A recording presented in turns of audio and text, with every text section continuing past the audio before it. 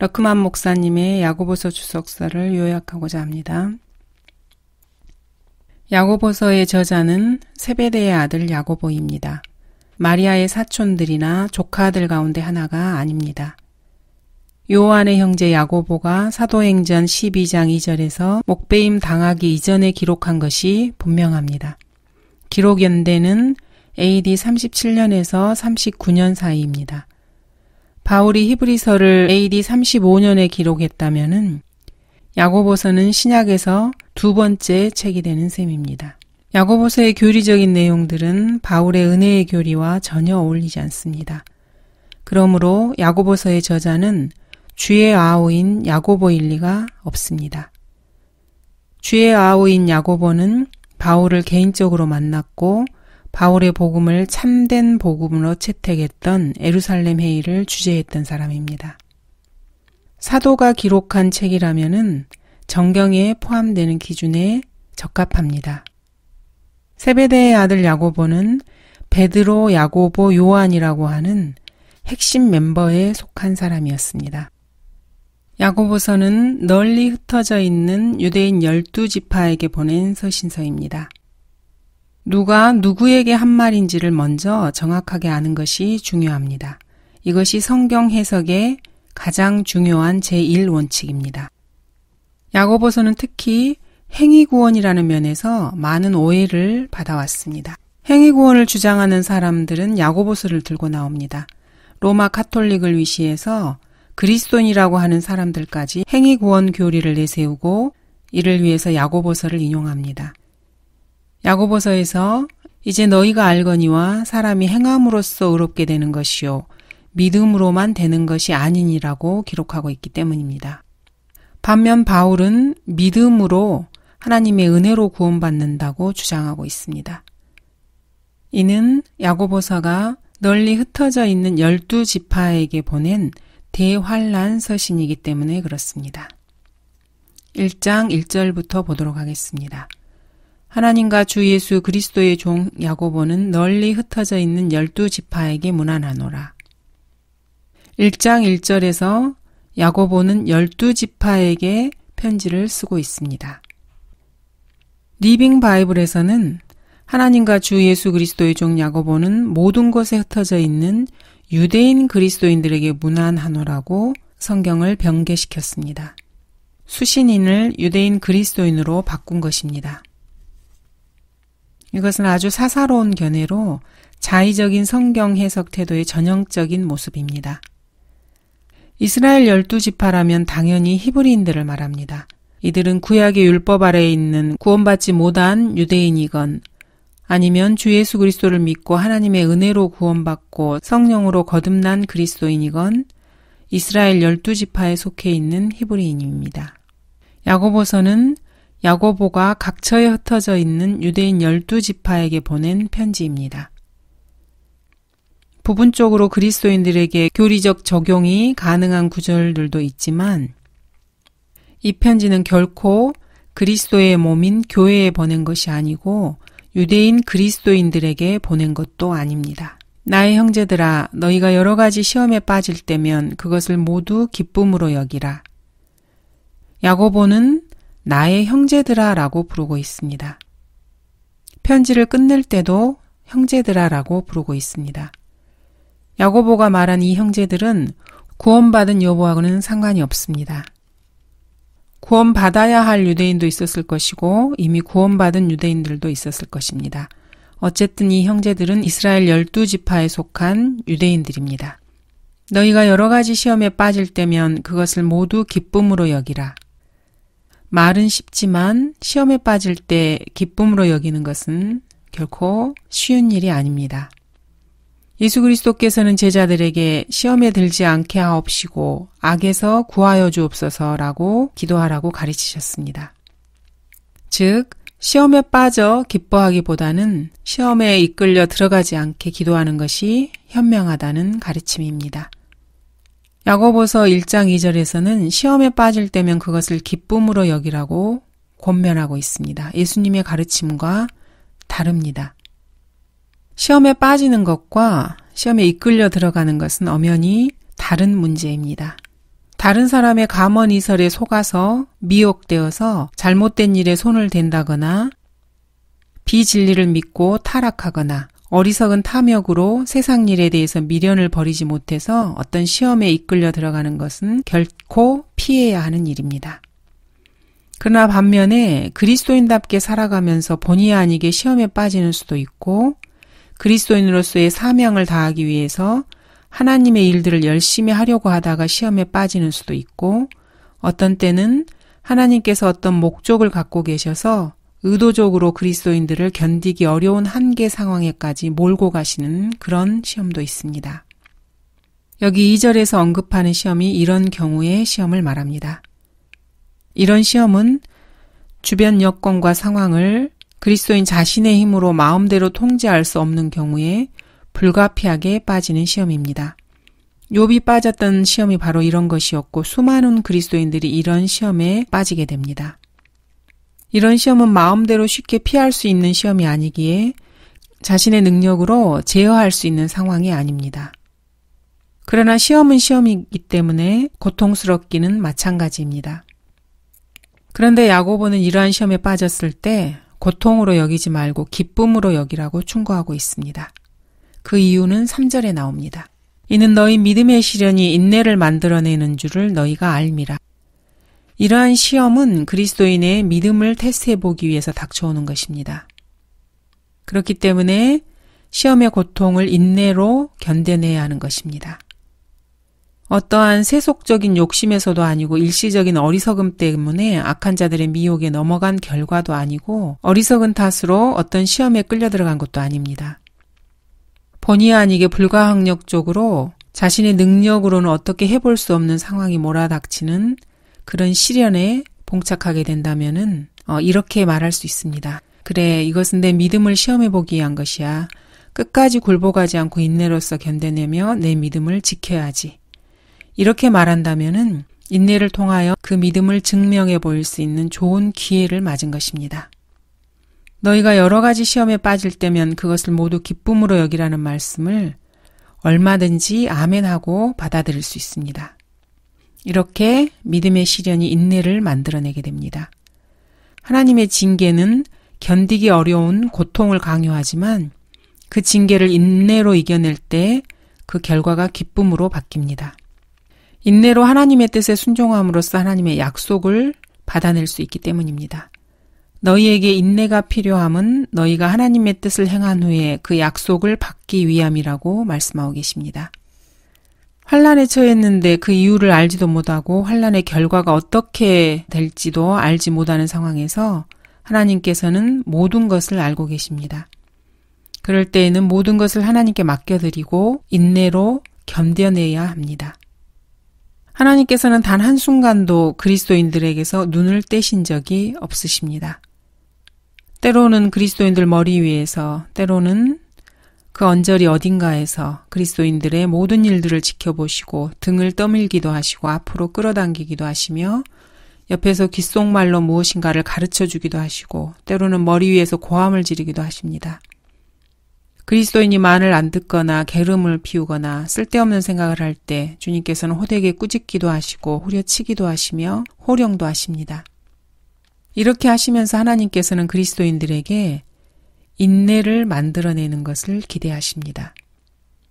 인내로 자기 앞에 놓인 인생의 경주를 달리고 있을 때 주님께서는 바로 그것을 보고 싶어 하십니다. 징계가 당시에는 즐겁지 않고 슬픈것 같으나 후에 그로 인하여 훈련된 자들에게는 화평한 의의 열매를 맺느니라. 고난당할 때 이 말씀이 아주 큰 위로가 됩니다. 환난을 당하고 있을 때 주님께서는 우리 안에서 인내를 만들어내십니다. 시련에 처할 때 우리가 비록 그 이유를 알지 못해도 주님은 알고 계십니다. 주님은 우리가 아는 것보다 더 많은 일들을 우리를 위해서 행하고 계십니다. 그리스도인으로서 지금까지 살아온 인생을 되돌아보면 이것을 잘 알 수 있습니다. 견딜 수 없는 시련에 처했을 때 그 시련을 어떻게 이겨낼 수 있었는지 한번 생각해 보시기 바랍니다. 분명 그 시련을 인내로 견뎠을 것입니다. 바로 주님께서 그리스도인들 안에 인내를 만들어내신 것입니다. 그리스도인들은 그런 주님과 함께 힘든 인생길을 인내하며 지금도 믿음으로 걸어가고 있는 것입니다. 너희 중에 누가 지혜가 부족하면 모든 사람에게 아낌없이 주시고 꾸짖지 아니하시는 하나님께 구하라. 그러면 그분께서 주실 것이라. 이것이야말로 보편적이고 일반적인 하나님의 약속입니다. 하나님께 지혜를 달라고 구하면은 하나님께서는 지혜를 주십니다. 아무런 대가 없이 거저 주십니다. 주님은 지혜의 원천이십니다. 모든 지혜는 주님으로부터 나옵니다. 그리스도인이 그 지혜를 좀 달라고 주님께 구하면은 아낌없이 주십니다. 내가 감히 나한테 이런 거를 구해? 지난번에 준 지혜는 다 어디다 써버리고 또 지혜를 달라고 하느냐고 꾸짖지 않으십니다. 지혜만큼은 하나님께로부터 얼마든지 무제한으로 받을 수 있습니다. 사실인지 아닌지 하나님께 지혜를 구해보면 압니다. 구원받지 못한 죄인이라면 세상 일을 하는 데만 지혜를 사용하게 될 것입니다. 좋은 보험을 들어서 장래에 유리한 환경을 만든다던가 중고차 시장에서 중고차를 싸게 산다던가 이런 일에만 몰두할 것입니다. 그러나 그리스도인이라면은 좀 더 효과적으로 구령하는 데 지혜를 구할 것이고 그리스도의 심판석에서 어떻게 하면 상급을 받을 수 있을까? 천년왕국에서 어떻게 더 좋은 유업을 받을까 하는 문제로 하나님께 지혜를 구할 것입니다. 겉으로 보기에는 현실적으로 살아가는데 구원받지 못한 사람들이 그리스도인들보다 더 슬기롭게 살아가는 것처럼 보입니다. 하지만 그 깊은 내면을 보면은 궁극적으로는 그리스도인들이 구원받지 못한 사람들보다 훨씬 더 지혜롭게 사는 것입니다. 오직 믿음으로 구하고 아무것도 의심하지 말라. 의심하는 자는 마치 바람에 밀려 요동하는 바다 물결과 같으니 그 사람은 주께로부터 어떤 것이든 받으리라 생각하지 말라. 지혜를 얻기 위한 조건은 오직 믿음으로 구하고 아무것도 의심하지 않는 것입니다. 하나님께 지혜를 구하겠다고 마음을 먹었으면은 그 마음을 변치 말고 끝까지 가지고 가야 합니다. 변덕을 부려서는 안 됩니다. 지혜를 달라고 기대해 놓고 지혜를 얻기도 전에 먼저 자기가 해결하려고 덤벼들어서는 안 됩니다. 어떤 때는 지혜를 달라고 기대해 놓고 지혜를 받기도 전에 자기가 기도했다는 사실도 잊어버립니다. 난간에 부딪히면 문제를 헤쳐나가기 위해 하나님께 지혜를 달라고 간구합니다. 그리고 나서 정작 일에 부닥치면은 하나님을 잊어버리고 자기 팔을 걷고 자신의 능력으로 문제를 해결하려고 아둥바둥합니다. 그러다가 풀리지 않으면 하나님께 기도하며 지혜를 달라고 부르짖습니다. 그래놓고는 하나님의 응답을 듣기도 전에 획 돌아서서 또 그만 언제 내가 기도했냐는 식으로 자기 머리를 굴리는 게 일반적입니다. 주 예수 그리스도를 믿고 구원받기를 원한다고 기껏 마음으로 생각했다가 누군가가 복음을 전하거나 전도지라도 주면은 순간 고개를 돌려버리고 무시합니다. 이런 사람은 마치 바람에 밀려 요동하는 바다 물결과 같다고 말씀하십니다. 이런 사람은 주께로부터 어떤 것이든 받으리라 생각하지 말라고 하십니다. 참으로 무서운 경고입니다. 좋아, 너는 지옥에 가야겠구나 라고 말하는 것과 같습니다. 그리스도인이라면은 좋아, 그리스도의 심판석에서 부끄러움을 당하고 큰 손해를 봐야만 되겠다라는 뜻과 같습니다. 두 마음을 품은 사람은 그의 모든 길에 안정이 없느니라. 두 마음을 품었다는 것 자체가 안정이 없다는 것입니다. 안정이 없으면 그 어느 것도 제대로 손에 잡히지 않고 계속해서 불안합니다. 그래서 성경은 두 주인을 섬기지 말라고 충고합니다.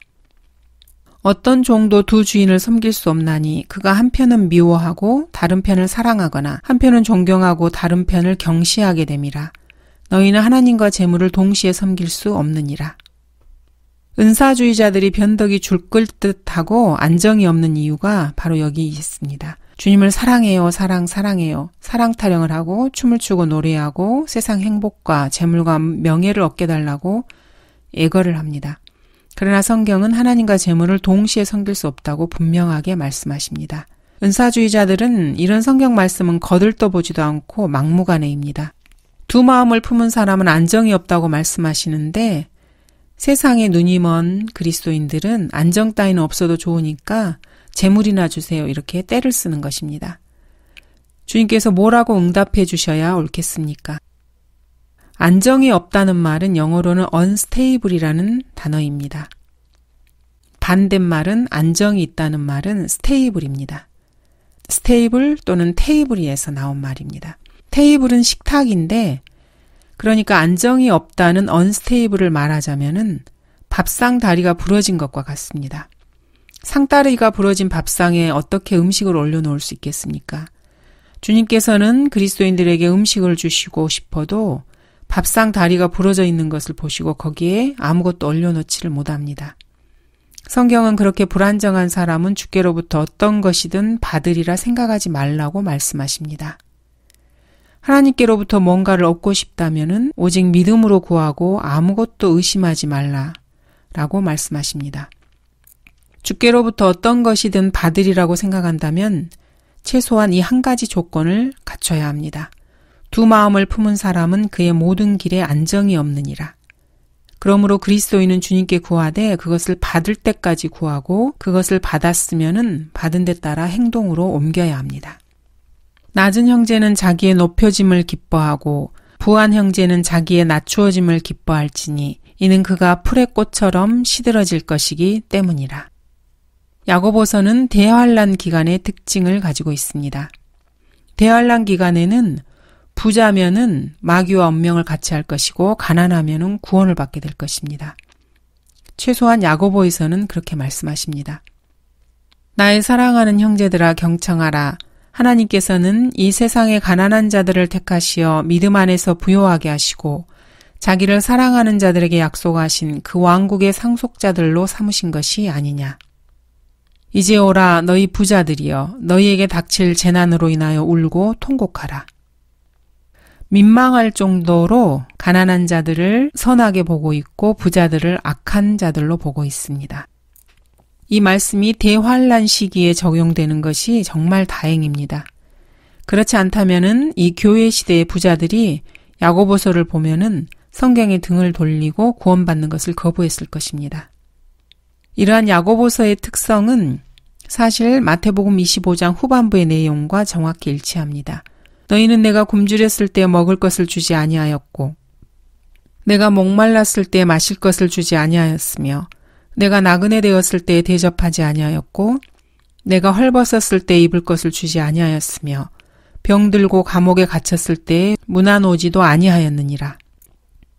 이런 자들에게 주님께서는 너희 저주받은 자들아 내게서 떠나 마귀와 그의 천사들을 위하여 준비한 영원한 불 속으로 들어가라고 저주하십니다. 대환란 시대에 누군가가 뭔것을 하지 아니하였고 또 뭔것도 하지 아니하였다고 지탄하면서 지옥으로 들어가라고 명하시는 것입니다. 행위가 없었기 때문에 구원받지 못한 것입니다. 이렇게 철저하게 행위가 요구되는 시대가 바로 대환란 시대입니다.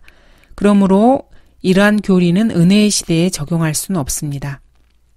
너희가 갇혀있는 나에게 연민을 갖고 또 너희의 재산을 빼앗기는 것도 기꺼이 당한 것은 하늘에 더 좋고 영구한 재산이 있음을 너희가 너희 안에서 알미라. 그러므로 너희의 확신을 버리지 말라. 그리하면 큰 상이 있느니라. 이 말씀은 대환란 시대에는 구원받으려면 부자가 되어서는 안 된다는 말입니다. 대환란 시대에 구원받으려면 재산을 빼앗기는 것도 기꺼이 감당해야 합니다. 세상 끝이 다가올수록 세상의 국가들은 국민의 재산에 대해서 공식적으로 점점 더 개입을 강화하게 됩니다. 그리고 나중에는 국가 권력으로 시민의 재산을 강탈하는 사태가 일반화될 것입니다. 교회 시대가 끝나고 대환란 시대로 들어가게 되면은 이런 상황은 더욱더 악화될 것입니다. 적그리스도가 나타나면은 시민 재산에 대한 전면적인 통제 권한을 마구 휘두르게 될 것입니다. 그러면 재산을 탈취당하지 않으려면 어떻게 해서든지 국가 권력과 손잡고 정부 시책에 야합하지 않을 수 없는 처지가 될 것입니다. 그 대신 자신의 구원을 포기하지 않으면 안 될 것입니다. 이와는 반대로 하늘에 더 좋고 영구한 재산이 있음을 확신하고 지상에서 재산을 빼앗기는 것도 기꺼이 감수하면서 끝까지 악에 저항하고 부당한 정부 권력에 절대로 굴복하지 않는다면은 그 대가로 구원을 받게 될 것입니다. 시민의 재산에 대한 국가 권력의 감시와 통제 체제는 현재도 일사불란하게 착착착 진행되고 있습니다. 먼저 금융기관의 전면적인 전산화가 그것을 강력하게 뒷받침하고 있습니다.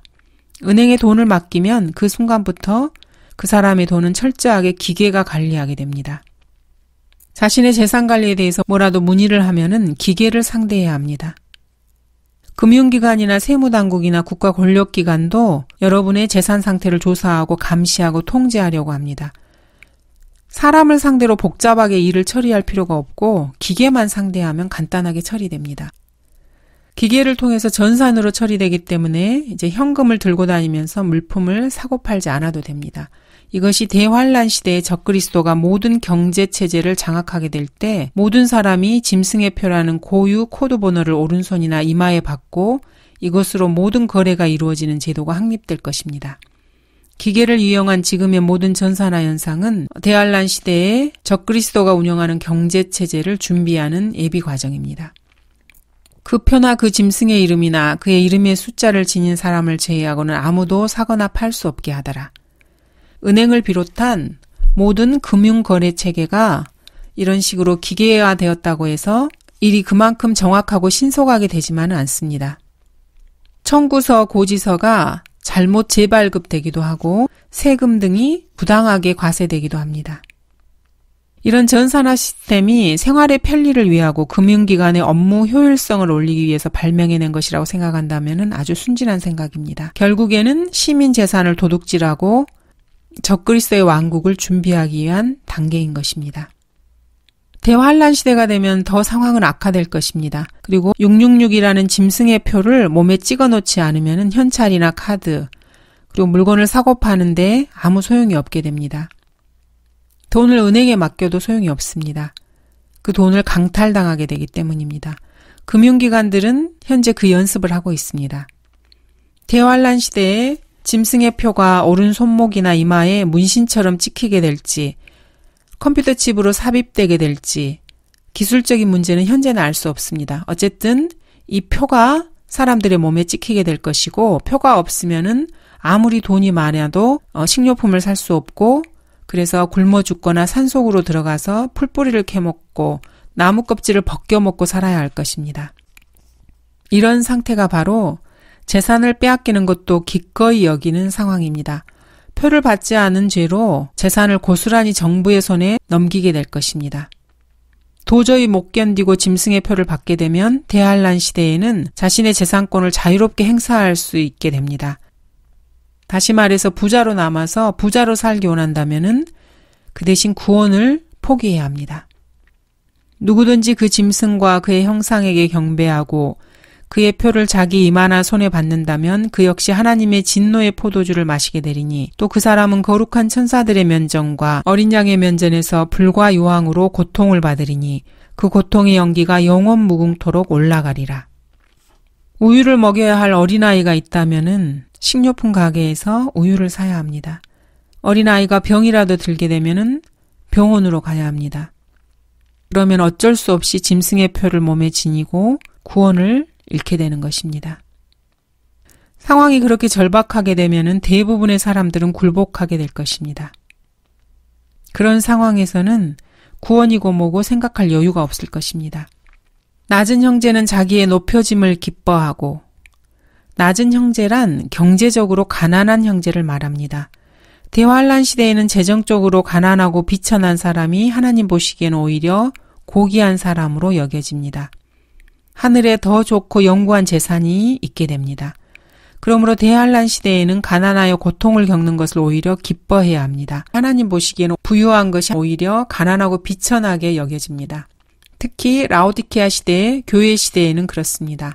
라오디케아인들의 교회의 천사에게 편지하라. 내가 말하기를 나는 부자며 부요하고 아무것도 부족한 것이 없다고 하지만 너는 비참하고 가련하며 가난하고 눈멀고 헐벗은 것을 알지 못하는도다.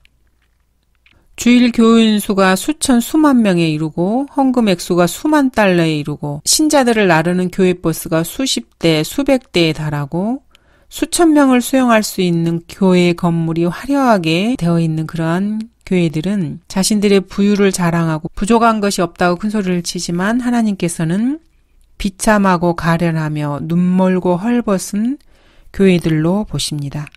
왜 그렇습니까? 구원이 없기 때문입니다. 구원도, 구원의 열정도, 진리의 말씀도, 믿음도 없습니다. 오직 세상적인 행복과 육신의 열망으로 가득 차 있을 뿐입니다. 부한 형제는 자기의 낮추어짐을 기뻐할지니 이는 그가 풀의 꽃처럼 시들어질 것이기 때문이라. 부자들은 경제적으로 가난해지는 것을 기뻐하라고 충고하십니다. 하나님 보시기에는 낮추어지는 것이 높여지는 것이기 때문입니다. 부자들은 풀의 꽃처럼 시들어지는 정도가 아니고 불타버릴 것입니다. 불과 유황으로 고통을 받으리니라고 말씀하고 계십니다. 야고보서에서는 풀의 꽃처럼 시들어질 것이라고 말하고 있지만 사실 꺼지지 않는 불 속에서 태워지게 될 것입니다. 그분은 손에 키를 들고 자기의 타작마당을 철저히 정결케 하실 것이며 알곡은 모아서 창고에 들이고 쭉정이는 꺼지지 않는 불로 태우시리라. 해가 타는 열기로 솟자마자 풀을 마르게 하므로 풀의 꽃이 떨어져서 그 모양의 아름다움이 사라지나니 부자도 그의 길이 이와 같이 쇠잔하리라. 해는 타는 열기로 솟자마자, 이것은 주님의 재림을 언급합니다. 타는 열기로 솟는 해가 어찌나 뜨겁든지 의의 태양이 화덕같이 타는 열기를 내뿜는 것으로 묘사됩니다. 말라키 4장 1절에서는 사실적으로 이렇게 묘사하고 계십니다. 보라, 이는 화덕같이 탈 그날이 오기 때문이니 교만한 자와 악을 행하는 자는 정녕 다 구루터기가 되리라. 오는 그날이 그들을 태우리니 뿌리나 가지도 그들에게 남기지 아니하리라. 만군의 주가 말하노라. 침례인 요한도 직설적으로 이렇게 말합니다. 또한 이제 도끼가 나무 뿌리에 놓였으니 그러므로 좋은 열매를 맺지 못하는 나무마다 찍혀 불 속에 던져지리라. 그분은 손에 키를 들고 자기의 타작마당을 철저히 정결케 하실 것이며 알곡은 모아서 창고에 들이고 쭉정이는 꺼지지 않는 불로 태우시리라. 베드로는 모든 육체가 풀과 같다고 말합니다.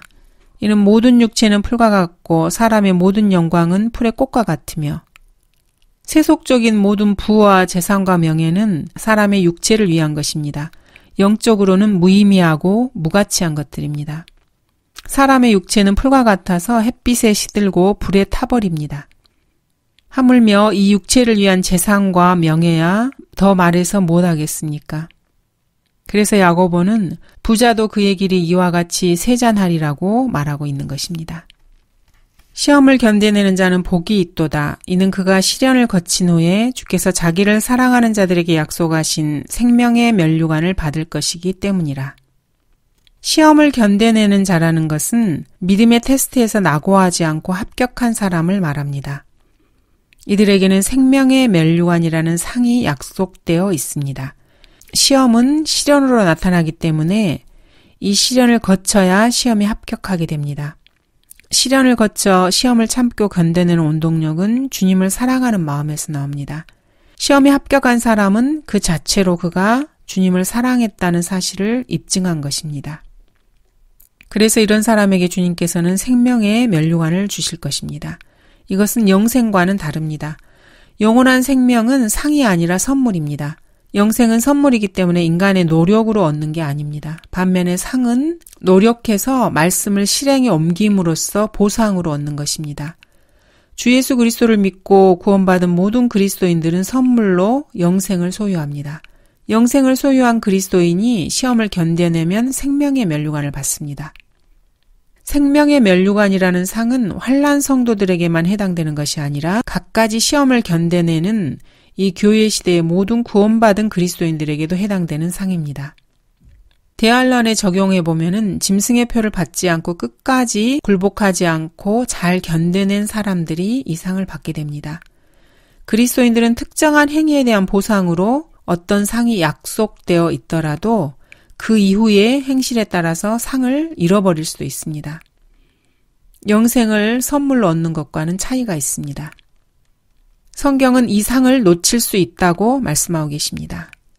많은 미혹하는 자들이 세상에 들어왔나니 그들은 예수 그리스도께서 육신으로 오신 것을 시인하지 않는 자들이라. 이것이 미혹하는 자요 적그리스도니라. 너희 자신을 돌아보라. 이는 우리가 이루어 놓은 것들을 잃지 아니하고 온전한 상을 받으려는 것이라. 구원받은 그리스도인이 현대주의를 옹호하고 동성애를 옹호하며 자유주의를 표방하고 예수 그리스도의 신성을 부인하는 일에 앞장서게 되면은 하늘에서 받을 상을 다 잃게 됩니다. 바울은 썩지 않을 면류관이라는 상을 받지 못하게 되는 것을 자신이 버림받은 것이라고 묘사합니다. 이기려고 애쓰는 사람은 누구나 모든 일에 자제하나니 이제 그들은 썩어질 면류관을 받으려 하지만 우리는 썩지 않을 면류관을 받고자 함이라. 그러므로 내가 그처럼 달리되 불확실하게 하지 아니하며 또 내가 그처럼 싸우되 허공을 치는 자같이 아니하노라. 내가 내 몸을 억제하여 복종하게 함은 다른 사람들에게 전파한 후에 어떻게 해서든지 내 자신이 버림을 받지 않게 하려는 것이라. 상을 타기 위해서 모든 일에 자제하고 확고하게 행동하며 몸을 억제하는 가운데 복음을 전파하는 그리스도인들을 바울은 상을 타기 위해 경기장에서 앞만 보고 끝까지 달리는 사람들에게 빗대어서 언급하고 있습니다. 주님은 아시겠지만 이 경주의 꼬린 지점이 어디라고 한마디로 말하기는 불가능합니다. 바울이 이 썩지 않을 면류관을 받고자 모든 일에 자제한다고 말했지만은 이 모든 일이라는 것이 과연 어떤 일인지는 모릅니다. 바울이 항상 매사에 육신적 욕망을 억제하고 복음 전파에만 죽는 날까지 전념한다는 뜻으로 이렇게 말한 것인 것 같습니다. 그런 면에서 보자면은 이 썩지 않을 면류관은 바울 말고는 아무도 탈 수 없는 상일지도 모릅니다. 이 상을 받기 위해서 그리스도인들이 얼만큼 몸을 억제하고 복종하게 해야 하는지 모르기 때문입니다. 평가는 주님께 맡길 뿐입니다. 주님께서는 스모나 교회에게 이렇게 약속하십니다. 너는 고난받게 될 일들을 전혀 두려워하지 말라. 보라, 마귀가 너희 중 몇 사람을 감옥에 던져서 시련을 당하게 하리니 그러면 너희가 열흘 동안 환난을 받으리라. 죽기까지 신실하라. 그러면 내가 내게 생명의 면류관을 주리라. 구원받은 그리스도인이 죽기까지 신실하면, 즉 주님을 사랑해서 그분을 위해서 순교까지 각오하면은 그 보상으로 생명의 면류관을 주시겠다고 약속하신 구절입니다.